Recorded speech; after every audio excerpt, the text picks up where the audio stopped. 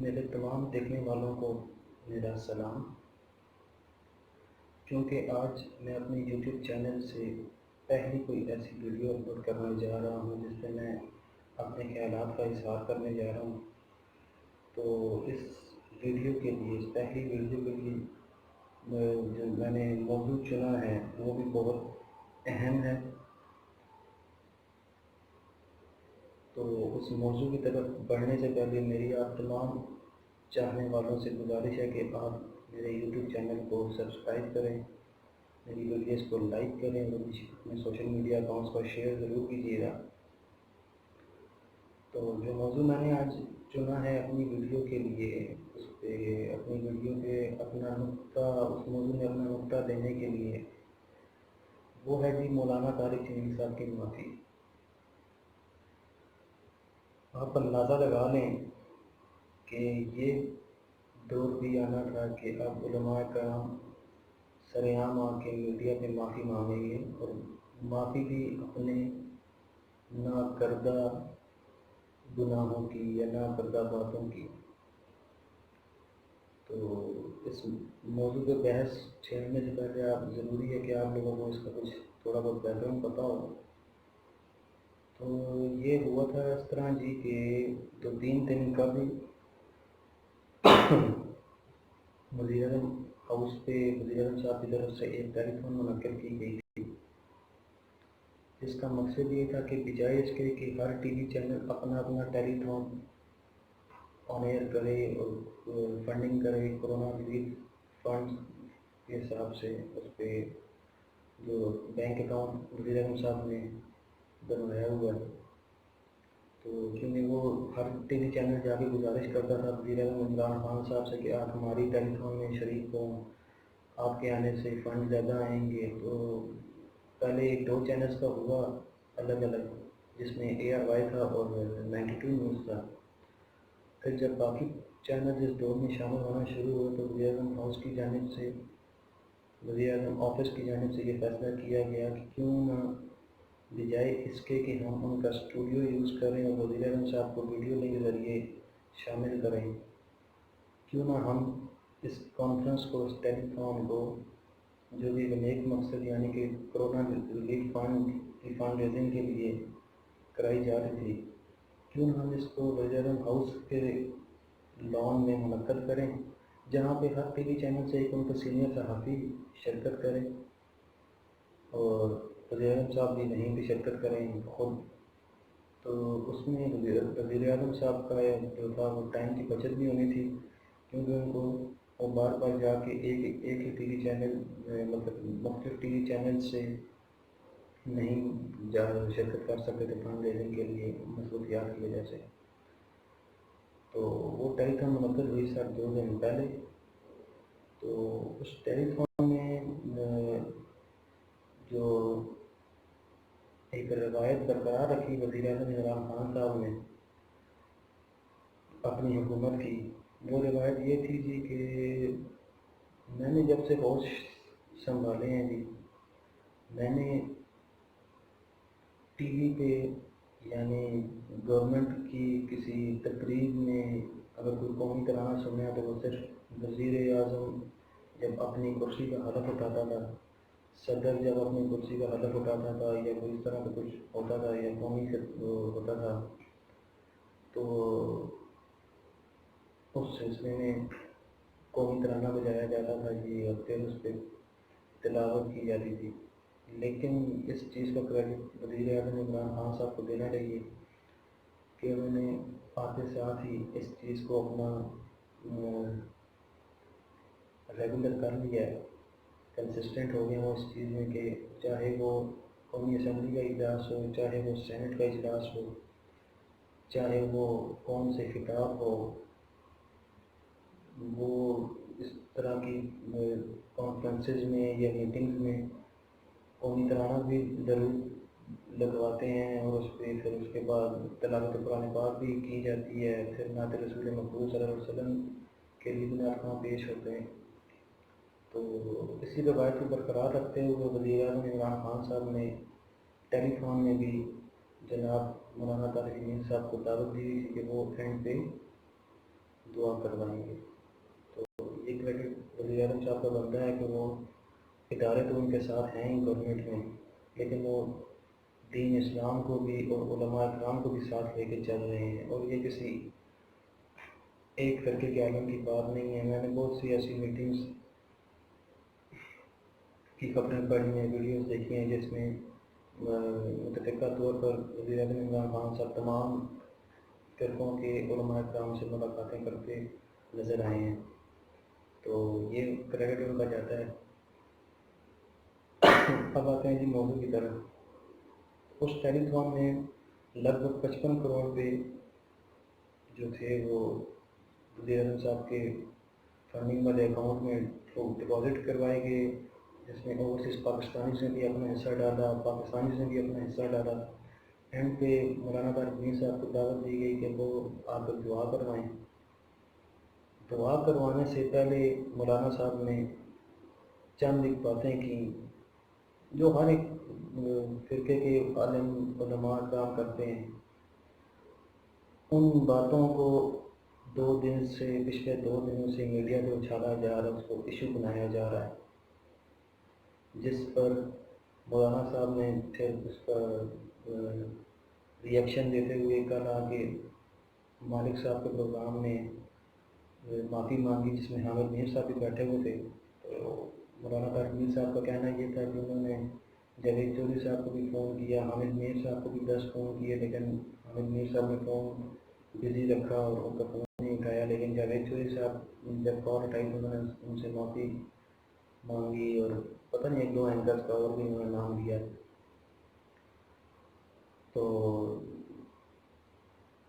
ان کا معافی مانگنا، جو لوگ یہ سمجھ رہے ہیں کہ انہوں نے اپنی غلطی پر معافی مانگی، جو میرا اس پہ ذاتی نقطہ نظر ہے وہ یہ ہے کہ انہوں نے اپنی غلطی، میری نظر میں انہوں نے غلطی کی ہی نہیں، تو وہ معافی اپنی اس غلطی کی معافی کیوں مانگے جو انہوں نے غلطی کی ہی نہیں۔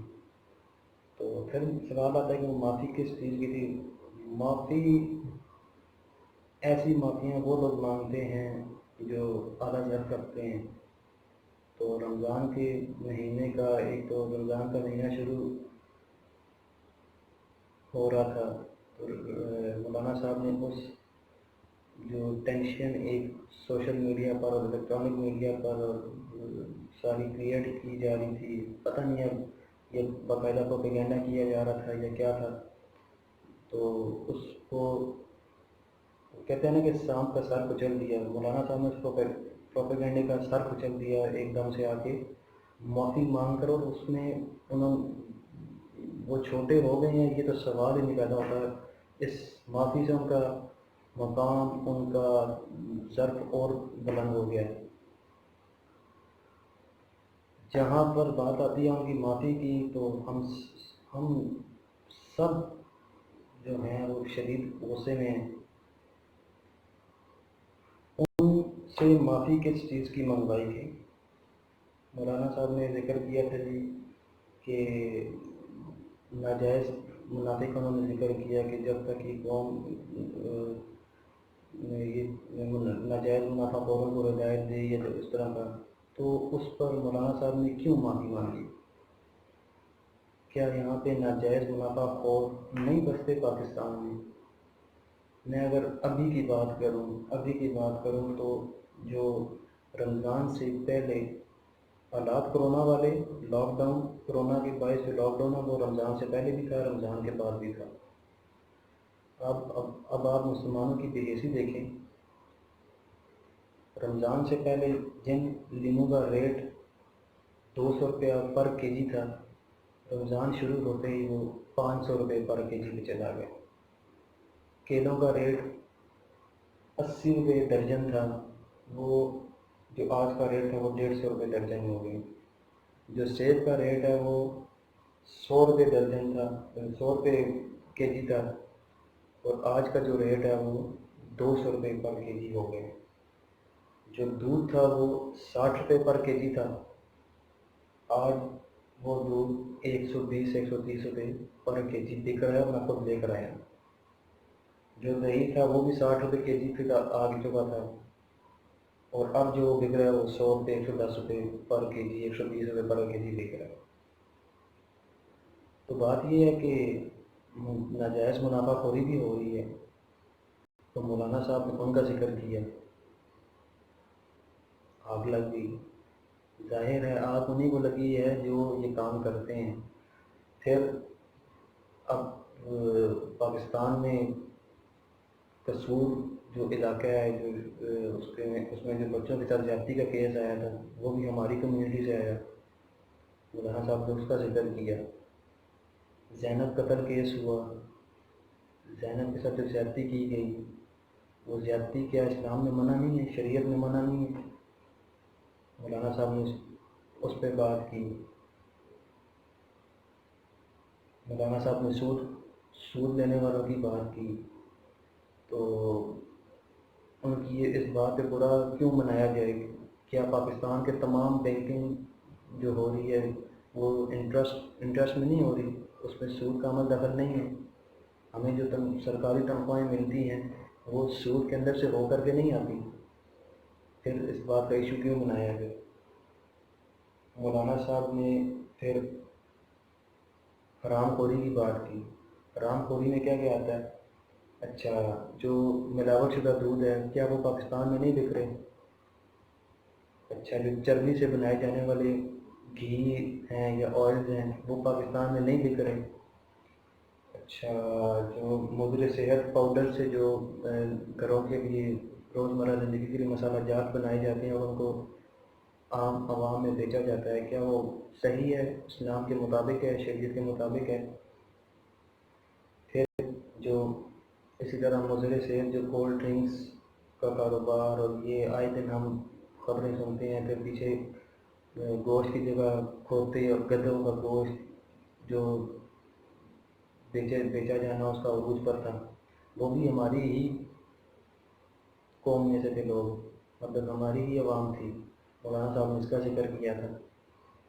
پھر جو آگ لگی ہوئی ہے آج کل میڈیا میں وہ تھی بے حیائی پر۔ بے حیائی، اب آپ دیکھ لیں کہ جو بے حیائی شروع ہوتی ہے ہمارے ٹی وی چینلز پر یا میڈیا پر صبح 9 بجے شروع ہو جاتی ہے۔ پہلی بے حیائی آپ کے مارننگ شوز ہیں۔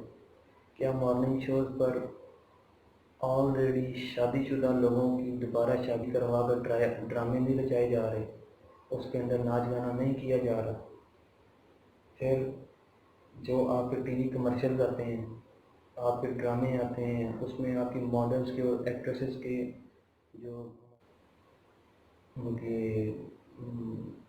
ڈریسنگ کی جو ہوتی ہے وہ کیا اسلام کے مطابق ہے، وہ ہماری شریعت کے مطابق ہے؟ پھر ہمارے ملک میں پرائیویٹ پارٹیز ہوتی ہیں، وہ بھی کیا اسلام کے مطابق ہیں؟ مولانا صاحب نے اس کا ذکر کیا تھا اور اس لیے ان کو معافی مانگنی پڑ گئی۔ پھر ہمارے جو چند ایک ماڈلز، تو ہماری یہ انڈسٹری کا حصہ ہے یہ چیز، تو جو چند ایک ماڈلز اور ایکٹریسز جو قابل اعتراض ویب سائٹس پر جن کی ویڈیوز بھی آئی ہیں، کیا وہ ہم میں سے نہیں ہیں؟ ہماری وہ نہیں ہیں، پاکستانی نہیں ہے کیا وہ؟ تو انہی سب برائیوں کا مولانا صاحب نے ذکر کیا تھا۔ اور پاکستان ہی میں بھی یہ لوگ بستے ہیں۔ مولانا صاحب نے کسی کو پوائنٹ آؤٹ کر کے نہیں بولا کہ میڈیا میں فلانا بندہ بے حیائی کرتا، انہوں نے کہا میڈیا میں بے حیائی ہے، کیا آپ لوگ اس سے انکاری ہیں؟ میں تو انکاری نہیں ہوں، میں تو روز یہ بے حیائی دیکھتا ہوں، اور میں سلوٹ پیش کرتا ہوں مولانا صاحب کو کہ انہوں نے ایسے ایک پلیٹ فارم پہ بیٹھ کے اتنی بڑی بات کی اور اس کو پوائنٹ آؤٹ کیا، اور وزیر اعظم عمران خان صاحب کے اس میں لے کر آئے تاکہ وہ اس کی بہتری کے لیے اقدامات کر سکیں۔ پھر ہمارے ہی ملک میں انسانوں کی اسمگلنگ کی جاتی ہے، ہمارے ہی ملک میں لوگوں کے گردے کاٹ کے نکال کے بیچ دیے جاتے ہیں۔ ابھی پیچھے عمر شریف صاحب کی جو غالباً بہن کی ڈیتھ ہوئی تھی، وہ کس کی وجہ سے ہوئی تھی؟ وہ ہمارے ڈاکٹرز کے طبقے میں جو کالی بھیڑیں ہیں ان کی بے حسی کی وجہ سے ہوئی تھی، ان کی حرام خوری کی وجہ سے ہوئی تھی۔ مولانا صاحب نے اس کی بات کی تھی۔ پھر سب سے بڑی جو بات تھی جس پر پورا میڈیا آپ کو بولا تھا وہ تھا میڈیا. ہمارے میڈیا ایک میڈیا ہاؤس کے آنر ہیں، ان کو جب نیب میں طلب کیا گیا تو انہوں نے کہا جی میرا یہ کاروبار ہے، یہ جھوٹ بولنا میرا کاروبار ہے، میں اس کو کیسے بند کروں، میں نہیں بند کر سکتا اس کو. یہ اسی میڈیا پہ آج شور شرابہ کیا جا رہا ہے، اسی میڈیا پہ آج یہ اللہ بولا جا رہا ہے مولانا صاحب کے خلاف. پھر آپ نے صحافیوں کو ان کے تلوے چاٹتے نہیں دیکھا، سیاسیوں کے. انہی صحافیوں کو آج زیادہ آگ لگی ہے جو اس چیز میں خود ملوث رہے ہیں. جو زیادہ بھڑک رہا ہے وہ زیادہ ملوث رہا ہوگا، اسی لیے سے آگ لگی ہوئی ہے. حامد میر صاحب کا اپنا ماضی کیا ہے، وہ محمد مالک صاحب کے پروگرام میں ان کو کہتے ہیں جی آپ نے ہم سے تو معافی مانگ لی، قوم سے معافی کیوں مانگیں گے، کون مانگے گا؟ قوم نے نہیں مطالبہ کیا معافی کا. قوم کہتی ہے مولانا صاحب ان کو آگے اور گھسیٹیں. آج آپ بول رہے ہیں، کل آپ کے ساتھ دو اور بولیں گے، قطرہ قطرہ کر کے دریا بنے گا اور یہ نظام بدلے گا. طاقتوروں کے خلاف بولنے والے پیدا ہوں گے اس ملک میں. آپ نے آواز اٹھائی ہے اس مافیا کے خلاف، تو آپ کو ہم مولانا صاحب کے ساتھ ہم کھڑے ہیں. اور یہ صرف اچھا ایک ایشو اس میں یہ بھی ہے کہ مولانا طارق جمیل صاحب کو ہی کیوں آگے بلایا جاتا ہے، یہ بھی ایک لمبی بحث ہے.